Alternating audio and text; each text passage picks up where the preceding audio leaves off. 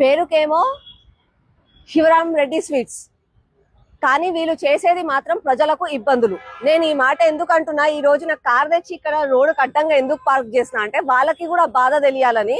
ఒక్కసారి ఇక్కడండి, గత 6 నెలల నుంచి ఇక్కడ ఒక డబ్బా ఉంది చూస్తారా, ఆ డబ్బా అడ్డంగా ఉంది, దానివల్ల ప్రజలు ఇబ్బంది పడుతున్నారు, కార్లు టర్న్ అవ్వట్లేదు అని చెప్పి, ఎన్క్రోచ్ అవుతుంది రోడ్డు అని చెప్పి చాలా మంది కంప్లైంట్స్ ఇచ్చారు 6 నెలల నుంచి.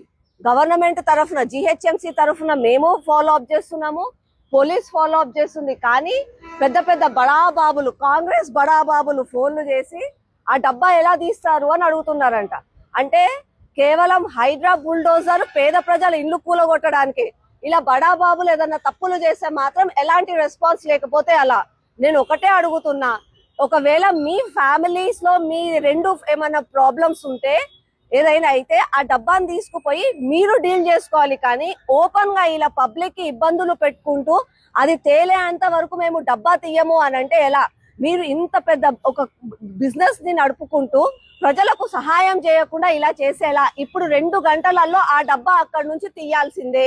లేదు అంటే నేను ఈ ఫ్రెండ్స్ మీ షాప్ ముందు నుంచి కారు తీయా, నా కారు ముట్టుకునే ధైర్యం ఎవరికన్నా ఉందా రండి, నన్ను కారు తీయాలంటే డబ్బా మాత్రం తీయాల్సిందే ఇక్కడ నుంచి.